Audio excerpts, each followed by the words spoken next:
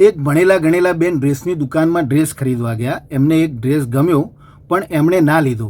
કેમ?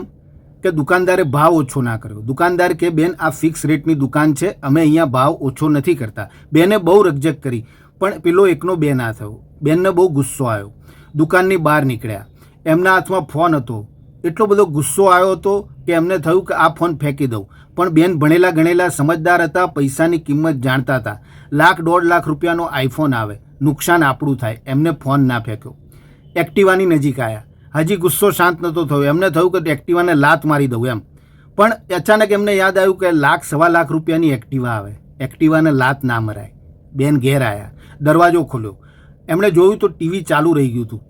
હજી ગુસ્સો શાંત નહોતો થયો. એમને થયું કે ટીવી ફોડી નાખવું. પણ એમને યાદ આવ્યું કે આ તો 60-65 હજારનું ટીવી આવે. ભણેલા ગણેલા હતા, પૈસાની કિંમત સમજતા હતા. એમને ટીવી ના ફોડ્યું. 6 વાગ્યા. એમના પતિદેવ ઘેર આવ્યા. પછી એમણે પતિને એક લાફો મારી દીધો.